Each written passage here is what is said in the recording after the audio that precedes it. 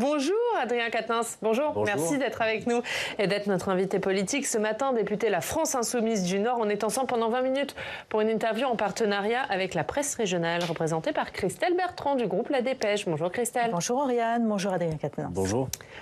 On commence évidemment par ces chiffres du déficit. L'INSEE a donc publié hier les chiffres, 5,5%, c'est bien loin des 4,9% prévus par le gouvernement. Est-ce que dans ces conditions, Bruno Le Maire peut rester à Bercy ?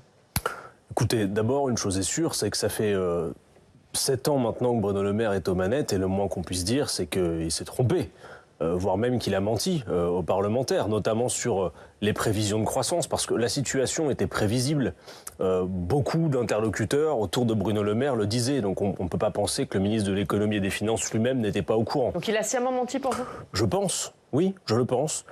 Moi, ce que je voudrais dire d'abord, parce que là, c'est vrai que pour les Français qui nous regardent, c'est suffocant depuis quelques jours. Hein. On a l'impression que... S'il a sciemment menti, est-ce qu'il peut rester à Bercy ? Écoutez, je pense en tout cas qu'en tant que ministre de l'économie et des budgets, qui est toujours prompte à donner beaucoup de leçons sur le maintien en bon ordre des comptes publics, il est le ministre, Bruno Le Maire, de l'économie et des finances, qui a le plus creusé la dette ces 15 dernières années. Mais vous ne demandez pas sa démission aujourd'hui ? Non, vous savez, on ne va pas demander la démission à tout bout de champ. Je crois que plus qu'une question de casting... Si vous l'accusez de mensonge, en même temps, ça aurait... En tout cas, ce qu'il y a de sûr, c'est que plus qu'une question de casting, c'est profondément la politique qui est menée, qui dit ce qu'on vient. D'abord, moi, la première chose que je voudrais faire ce matin, c'est de rassurer un peu les Français. Parce que on ne cesse de parler de la dette d'une manière, on a l'impression que le pays est étranglé, que tout est à bout de souffle. Bon, moi je crois surtout que la dette est un formidable instrument de chantage pour celles et ceux qui nous dirigent. Ça permet de dire, voyez, l'état des comptes publics, donc acceptez de nouveau qu'on rabote sur la protection sociale, sur nos services publics, dont chacun voit bien qu'ils sont déjà à l'os. Je ne crois pas qu'il y ait trop d'écoles dans ce pays, qu'il y ait trop d'hôpital public, qu'il y ait trop de moyens pour nos fonctionnaires. Et puis surtout, dire une chose... Pourquoi chantage, c'est factuel, là, Adrien Quatennens ? Pardon ? Pourquoi chantage, c'est factuel ? C'est factuel, mais regardez, quand par exemple on compare la dette publique, la dette d'un État, à la dette que vous contractez comme particulier pour acheter votre logement ou une voiture. Bon, ça n'a rien à voir. Imaginez-vous qu'on aille comparer votre endettement à une année de vos revenus. Vous seriez tout de suite, vous coulerez tout de suite sous la dette. Et ben c'est ce qu'on fait pour la dette publique, puisqu'on la compare à la production intérieure brute du pays pour une année. Moi je dis, mollo, on peut se tranquilliser un peu. Ce que vous dites, 5,5% du PIB, c'est pas très grave, on peut faire avec. Ce que je dis en tout cas, et tout le monde le voit, c'est que ce que Bruno Le Maire veut faire, le respect des 3% de déficit d'ici à 2027, ça n'a aucun sens économiquement. Celles et ceux qui, à l'époque, au niveau de l'Union européenne, ont décrété cette règle des 3% de déficit, il y a des très bons écrits là-dessus, vous disent qu'en fait, ils ont mis 3%, mais ça aurait pu être 5 ou 6. D'ailleurs, il n'y a aucune réalité économique au fait qu'on ait décidé de 3%. Or, vous voyez bien ce qui se passe, c'est que puisqu'il y a ce dogme des 3%, alors on fait un tunnel avec les 3% et il faut que tout le budget passe dans les 3%. Ce que dit Emmanuel Macron, c'est sur la scène internationale et particulièrement sur la scène européenne. Si on a trop de déficit, on n'est plus crédible vis-à-vis de nos partenaires. Vous entendez ça ? Je pense que la crédibilité de la France n'est pas en cause vis-à-vis de nos partenaires. Ce que je vois surtout, c'est qu'il y a là, 12... quand même, on est dernier. Non mais attendez, encore une fois, la question qui se pose, c'est pas est-ce qu'on va faire 3% de déficit pour respecter une règle absurde d'ici à 2027, c'est de quoi ce pays a besoin et comment on crée... on sort des règles européennes ? En tout cas, je pense, nous disons que ces règles sont absurdes. Aujourd'hui, est-ce que vous croyez qu'on peut encore couper dans les dépenses publiques et avoir moins de services publics, avoir moins d'hôpital, avoir moins d'écoles ? Mais comment on sort des règles européennes sans sortir de l'Europe du coup ? Et il faut assumer de mener un rapport de force. Il faut assumer de mener un rapport de force. Et quand on est dernier, on est en position pour mener un rapport de force ? Mais en tout cas, quand on a 12 millions de personnes sous le seuil de pauvreté dans ce pays, et quand on est un pays comme la France qui produit beaucoup de richesses, alors on peut en effet avoir des marges de manœuvre. Sauf que là, tout le monde s'y tient, sauf nous, à ces règles. C'est un peu compliqué de mener un rapport de force dans ces conditions, ou pas ? Tout le monde ne s'y tient pas. Ça n'est pas vrai. Il y a d'autres pays de l'Union qui ne s'y tiennent pas. Mais qui sont sur cette trajectoire, Mais surtout, supporter qu'on remette en cause la règle. Parce que si on ne la remet pas en cause, rien n'est possible. Encore une fois, plutôt que de dire on va respecter à tout prix les 3% de déficit, posons-nous plutôt la question de quoi ce pays a besoin ? Et combien ça coûte ? Et donc on met les moyens pour financer ce dont ce pays a besoin. Surtout que, dans le même temps, vous le voyez, des sources de recettes pour l'État, il y en a. C'est-à-dire qu'on a bien vu que le creusement de ce déficit, de cette dette, ce n'est pas les dépenses publiques qui ont explosé, c'est par contre les recettes qui ont considérablement chuté. Et de ça, il serait bon qu'on en parle. Donc là, il y a un débat justement qui est en train d'émerger sur faut-il augmenter ou pas les impôts. Quelle est votre position, par exemple? Faut-il augmenter les impôts des ménages aujourd'hui? Alors d'abord, il faut qu'on arrête de dire les impôts. Parce que quand on parle des impôts, on englobe tout le monde et on a l'impression que le petit particulier et son impôt sur le revenu va être taxé à même hauteur que tous les autres. D'abord, ce qu'il convient de dire, c'est que le choix qui a été fait par ce gouvernement depuis maintenant 7 ans, c'est de faire des cadeaux massifs aux plus riches de ce pays en espérant que cela bénéficie à toute l'économie. Or, on voit que ça n'est pas le cas. Vous avez 60 milliards d'euros de cadeaux fiscaux qui ont été faits, de baisses de recettes fiscales qui ont été faits chaque année donc vous dites depuis Emmanuel Macron. Augmentons les impôts des plus riches, mais jusqu'où on va? Est-ce qu'on augmente aussi les impôts des classes moyennes? Alors écoutez, est-ce qu'on étale cette augmentation? Les choses sont assez simples. Aujourd'hui en France, vous avez, je l'ai dit, 12 millions de personnes qui vivent sous le seuil de pauvreté. Vous avez 5 milliardaires qui, compte tenu de tous ces cadeaux fiscaux qui ont été faits, possèdent à eux 5 autant que 27 millions de Français. Et notez que pour les 150 plus riches de ce pays, leur taux d'impôt sur le revenu est inférieur à 2%. Donc le problème, c'est pas les plus riches. Mais on n'augmente pas les impôts de tout le monde, parce que c'est vous qui disiez en campagne présidentielle qu'il fallait une plus grande progressivité de l'impôt et qu'il fallait que tout le monde contribue à l'impôt. C'est plus le cas aujourd'hui? Si, tout à fait. Nous pensons toujours que tout le monde doit contribuer à l'impôt, mais à juste mesure de ses moyens. Mais tout le monde doit y contribuer. Oui, mais parce qu'aujourd'hui, avec la moitié des Français qui payent l'impôt sur le revenu, vous dites que l'autre moitié doit payer aussi. Alors, bon, d'abord, on va y venir après. Tout le monde paie l'impôt en réalité. D'ailleurs, avec la TVA. D'ailleurs, sur ce point de vue, je veux vous dire une chose, c'est que, souvenez-vous que pendant la campagne des élections législatives, Jean-Luc Mélenchon avait mis en cause Bruno Le Maire en disant vous vous apprêtez à faire 80 milliards d'euros de coupes budgétaires, de baisse dans les dépenses publiques. C'était le budget de l'éducation nationale et du ministère de l'Intérieur cumulé. C'était l'équivalent du budget qu'il faut pour payer tous les fonctionnaires hospitaliers. Et il dit, je suis presque persuadé, monsieur Bruno Le Maire, que vous allez aller toucher à l'impôt le plus injuste, la TVA. Et rappelez-vous qu'à l'époque, Bruno Le Maire avait traité Jean-Luc Mélenchon de complotiste. Moi, je considère qu'il faut toujours lire attentivement ses adversaires politiques. C'est la raison pour laquelle je me suis procuré le nouveau petit livre de l'écrivain Bruno Le Maire. Et j'ai découvert avec une certaine stupéfaction qu'en page 68, eh bien Bruno Le Maire pose la question de la TVA. Il dit par exemple sur la TVA, quitte à réduire un certain nombre de taux sur des biens de première nécessité pour protéger les plus modestes. Ça veut dire que Bruno Le Maire, une nouvelle fois, a menti et que, en quelque sorte, les conditions dans lesquelles la campagne législative s'est déroulée, sur cette base et sur cette mise en cause, ont été quelque part truquées. Surtout que et la on pose TVA, la question de la TVA sociale, Bruno Le Maire aussi. Il dit qu'il faut une baisse de cotisation salariale compensée par une hausse de la TVA. La TVA, vous êtes pour ça ou pas? Disons-le, la TVA, c'est la chose la plus dégueulasse parce que c'est l'impôt le plus injuste. C'est l'impôt qui touche tout le monde de la même manière, sans aucune progressivité. Donc ça n'est pas supportable. Bruno Le Maire dit pas de hausse d'impôt, mais en réalité c'est toujours la même chose. C'est hausse d'impôts pour les plus modestes, c'est en quelque sorte baisse dans les dépenses publiques, dans la protection sociale. Moi j'ai envie de dire à tous ces gens qui prennent des décisions sous les dorures des ministères, allez un peu voir la réalité que vivent les Français. Allez à l'hôpital public, constater l'état de décrépitude dans lequel c'est. Allez voir la difficulté pour les agents de la fonction hospitalière. Allez à l'école publique. Ça suffit en réalité. Ce qui coûte trop cher dans ce pays, je vais vous dire, c'est pas la protection sociale, ni les services publics. Ce qui coûte trop cher dans ce pays, et je crois qu'il est temps de le dire, ce sont les plus riches. Les plus riches de ce pays nous coûtent trop cher. Ils vivent au-dessus de nos moyens. Et si M. Bruno Le Maire cherche des moyens d'avoir des recettes supplémentaires, il peut, par exemple, rétablir l'impôt de solidarité sur la fortune, supprimer la flat tax, lutter véritablement contre la fraude et l'évasion fiscale, c'est près de 100 milliards d'euros. Et il y a, y compris des majorités politiques à l'Assemblée nationale pour voter des recettes supplémentaires. Par exemple, la taxe sur les super profits. Vous avez vu que... C'est une proposition d'Yaël Braun-Pivet, vous soutiendriez ça à l'Assemblée nationale? Mais alors là, c'est quand même très intéressant, puisque... pendant le débat, lorsque nous avions proposé une taxe exceptionnelle sur les super profits, je rappelle que le CAC 40, là, en pleine période de ralentissement de l'activité économique, eux, ils font 140 milliards de bénéfices, dont la moitié sont reversés en dividendes. C'est-à-dire que ce n'est même pas de l'argent qui va dans l'investissement productif. Elle verse une proposition au débat public. Elle va sans doute faire une proposition de loi sur le sujet. Est-ce que vous la soutiendriez? Attendez, elle est donc devenue, comme Bruno Le Maire le dirait, complotiste, elle aussi, Yaël Braun-Pivet, puisque pendant le débat sur la taxe des super-profits, M. Bruno Le Maire, sur une antenne concurrente, a dit que, je cite, les super-profits, ça n'existe pas.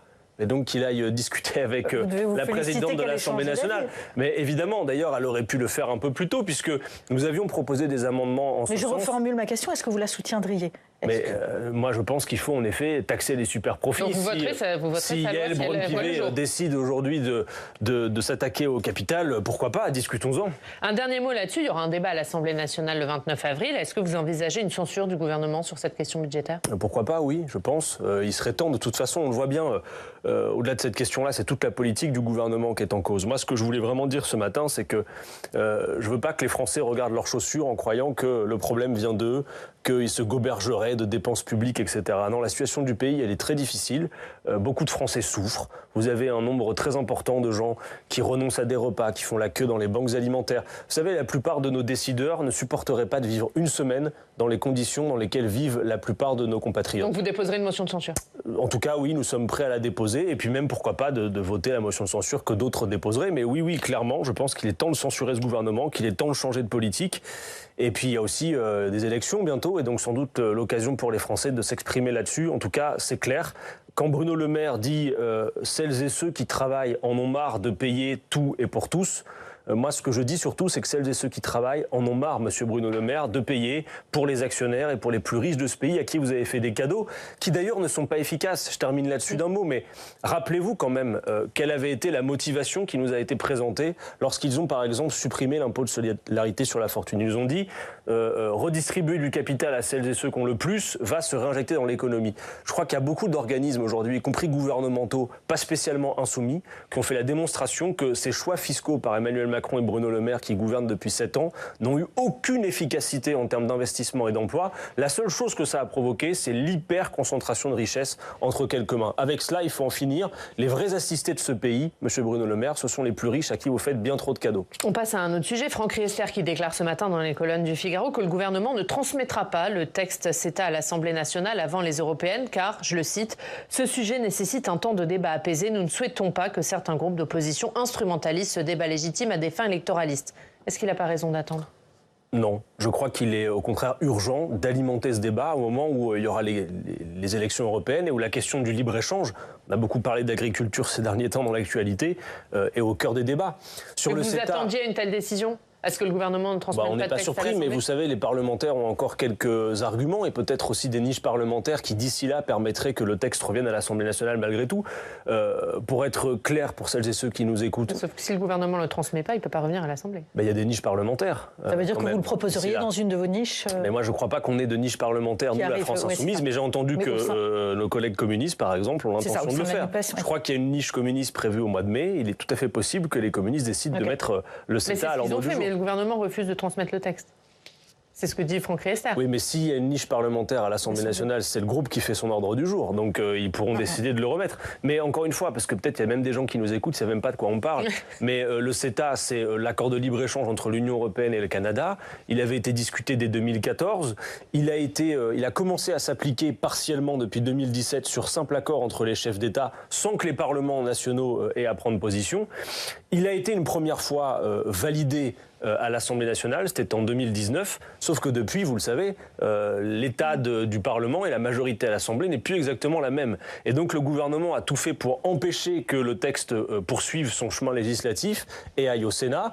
Il a été mis à l'ordre du jour dans une niche parlementaire, les sénateurs ont voté contre, et tout porte à croire que si l'Assemblée nationale se prononçait à nouveau, elle rejetterait ce texte et que donc il cesserait de s'appliquer. Et c'est important de le dire, ces accords de libre-échange sont délétères. Alors les promoteurs de ces accords disent que cela booste l'économie, ça favorise les échanges et le commerce. Surtout, ça participe du grand déménagement du monde et du creusement d'une dette qui devrait bien plus nous inquiéter que la dette publique, c'est la dette écologique. Parce que celle-ci, on ne peut pas la renégocier. Celle-là, il faut qu'on s'emploie à la régler.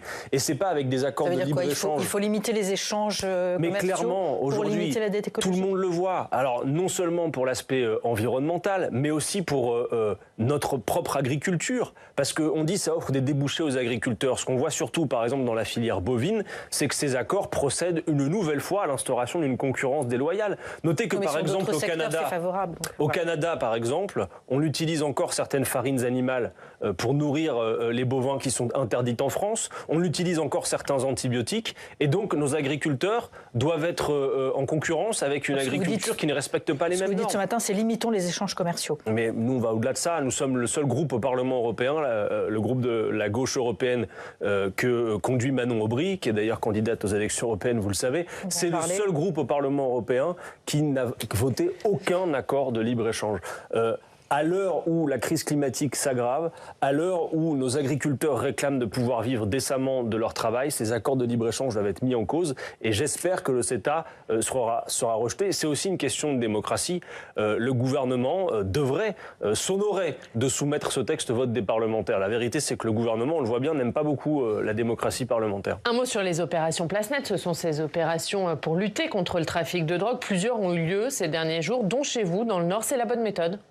Je ne le crois pas. Je ne le crois pas. Ça participe de quelque chose qui fait une démonstration à court terme, qui a un certain effet, hein, c'est sûr. On a l'impression de donner un coup de pied dans la fourmilière. Mais en réalité... Sans interpellation, dit Gérald Darmanin. Oui, bien sûr. En réalité, ce que nous disent les habitants, je pense par exemple à mon collègue Guiraud, qui est député de Roubaix, c'est que les habitants disent ensuite, une fois que les caméras et les politiques s'en vont, il reste nous et la police et le trafic qui reprend. Je crois que les opérations policières et de démantèlement de trafic qui sont les plus efficaces sont aussi les opérations de police qui se voient le moins. Là, on a quelque chose qui est de l'ordre de la grande démonstration, qui permet médiatiquement, comme Emmanuel Macron sait bien le faire, de donner à voir qu'on fait. Mais du point de vue de l'efficacité concrète de la lutte contre le trafic de drogue, je crois que tout ça est assez limité. La bataille est perdue, c'est ce qu'ont dit certains magistrats ici au Sénat. Je ne crois pas qu'elle soit perdue, je pense qu'elle est très mal entreprise en France. Vous voyez, encore une fois, si on se compare à nos voisins européens, nous sommes sans doute le pays qui, en matière de lutte contre les stupéfiants, a la politique la plus répressive et sans doute les résultats les moins bons, avec notamment une explosion de la consommation de drogue.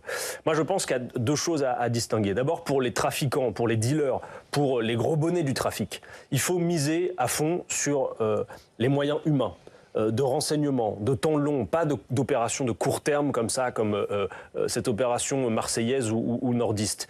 Vous savez que, par exemple, que la réforme de la PJ, la police judiciaire, l'a mise en grande difficulté. Donc des moyens humains et des moyens de renseignement pour lutter contre le trafic à long terme. Maintenant, l'autre aspect, sur les consommateurs. Moi, je ne suis pas du tout d'accord avec la culpabilisation qui est faite des consommateurs absolument absurde, comme l'a fait par exemple Éric Dupond-Moretti.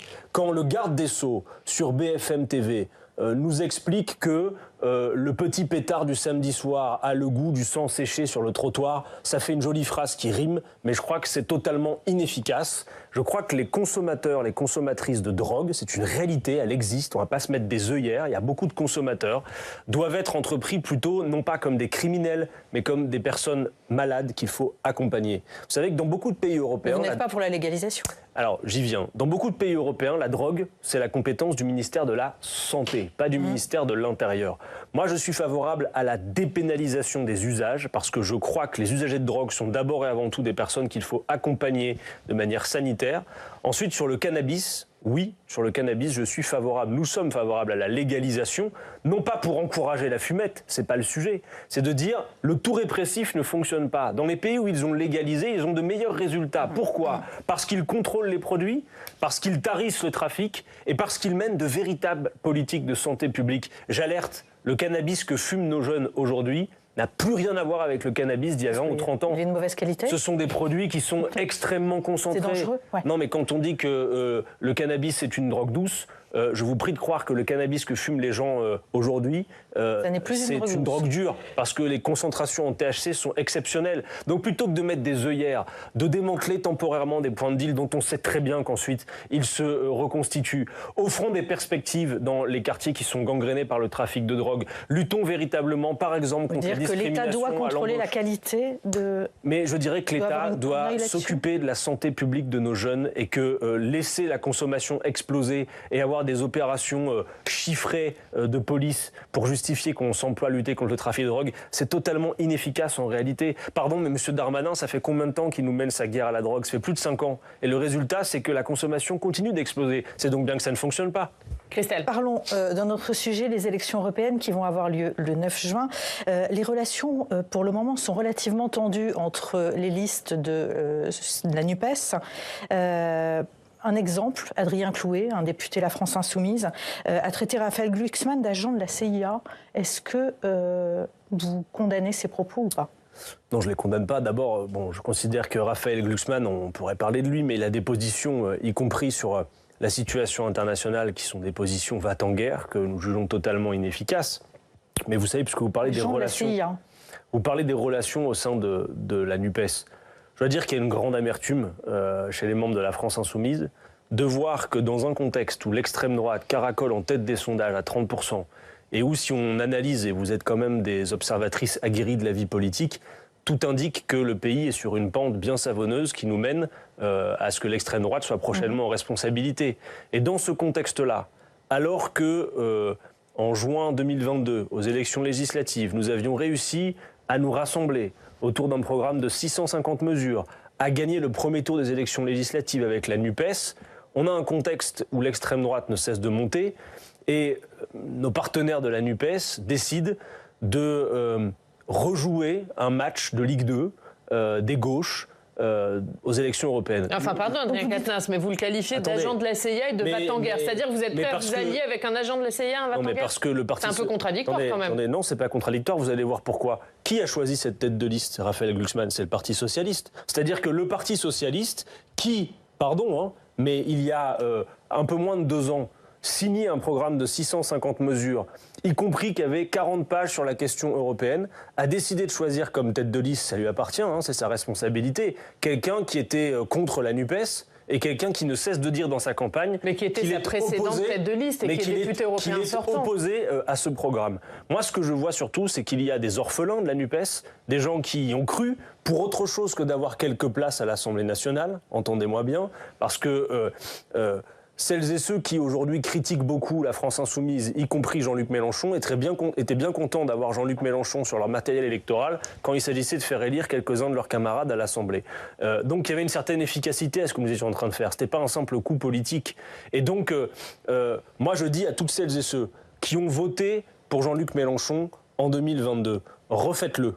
Refaites-le le 9 juin prochain en votant pour la liste conduite par Manon Aubry, la liste de l'Union populaire, parce que c'est la seule liste qui sera fidèle à l'esprit et au programme de la NUPES. Donnez-nous de la force le 9 juin, parce que pour l'instant, ce que nous voyons dans les sondages, c'est que sur les 8 millions qui ont voté Mélenchon en 2022, il n'y en a que 40% qui s'apprêtent à voter aux européennes. C'est donc bien là l'enjeu principal, c'est de dire, votez dans ces élections européennes, elles ont un enjeu important. Inscrivez-vous sur les listes électorales avant le 3 mai. Je rappelle qu'il y a 10 à 12 millions de personnes qui ne sont pas au mal inscrites. On a entendu votre message, il nous reste très peu de temps. Calendrier, votez pour la liste conduite par Manon Aubry. Dans ce contexte, après le 9 juin, est-ce qu'il y a une possibilité pour que vous rediscutiez avec vos ex-partenaires de la NUPES. Écoutez, nous, on ne cessera pas de le faire. Qu'il y ait une candidature commune. Après ces attaques-là, je rappelle quand même...